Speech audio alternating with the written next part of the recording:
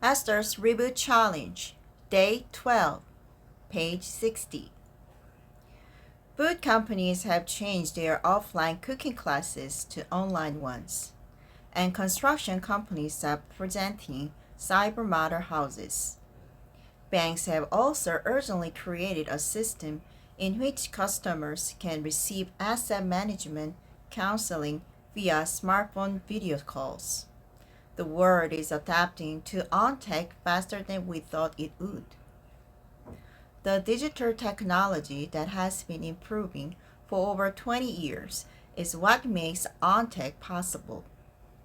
Korea was the first country in the world to commercialize 5G technology, which is the core infrastructure of the fourth industrial revolution.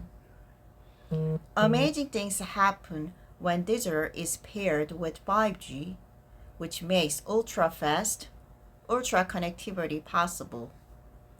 Anyone can predict the tremendous progress that will happen in remote education and telemedicine fields as 5G reaches all corners of the globe.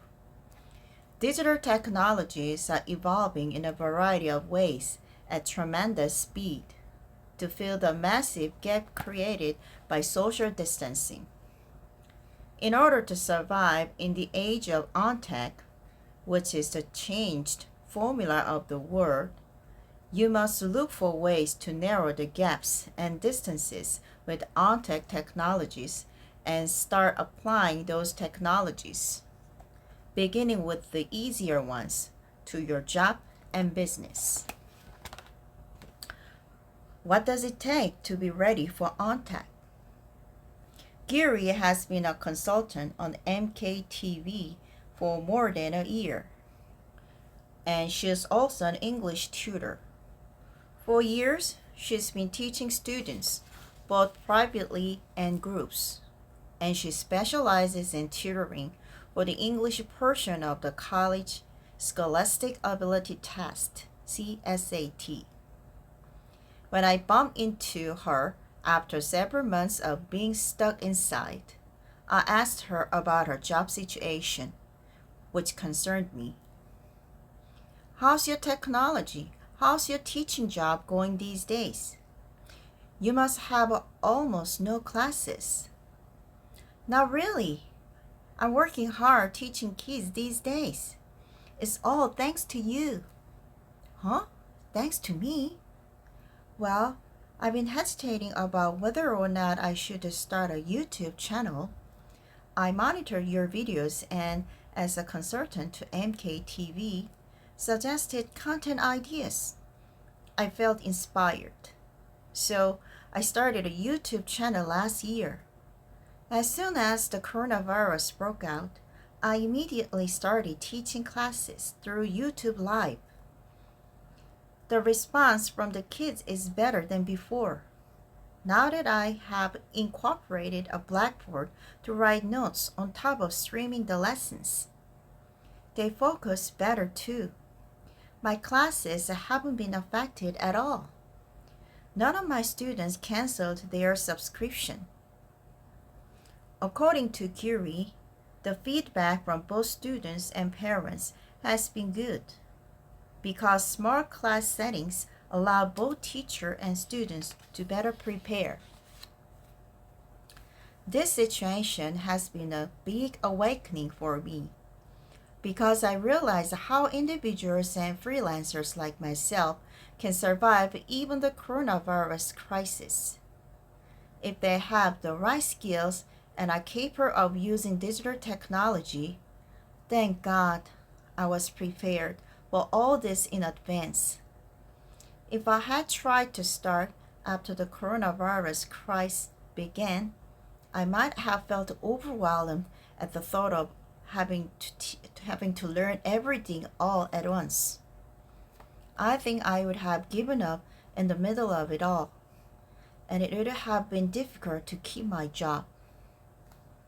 Giri is in her mid-50s, close to my age. Nevertheless, she's always interacting with passionate young people, and because of that, she was exposed to new technologies. Guri was ready for the on-tech era before she even realized it. The spirit of on-tech is about taking the initiative to move forward to connect with the world. On-tech is the future that is already with us, no matter what industry or business you are in. It is something that everybody is sure to encounter someday. It is important to be prepared for it and to approach it proactively. To make that happen, you have to take the first step. Remember, those who move ahead of trends do not take their first step because they have accurate knowledge of the future. They just take their first step blindly, believing in the small dots that they could connect and understand. Guri did the same. She felt nervous when she remained stagnant. To overcome her nervousness, she proactively learned whatever she could. Even while studying, she must have wondered if it would make any difference. She must have been tempted to give up the YouTube channel many times. When she saw that the number of subscribers did not increase much, even though she bought YouTube equipment and uploaded videos that she'd worked hard to make. Nevertheless, Guri did not give up, and eventually she realized her own on-tech.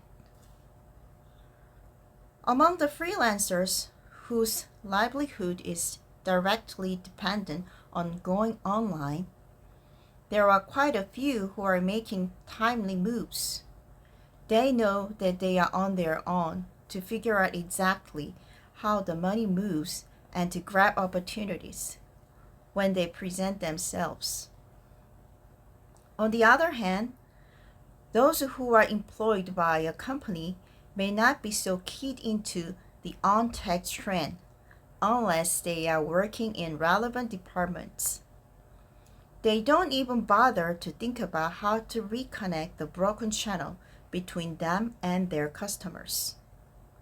But now, even their jobs are not secure. Technology and connectivity are being updated rapidly. So, no one can be sure of how long they will remain in a company, department, or position. They will soon feel the sense of urgency with which freelancers are all too familiar. Even under the dark clouds of coronavirus, there are essential elements in our daily lives that never change. What we eat, how we sleep, shop, meet people, and work. Thank you.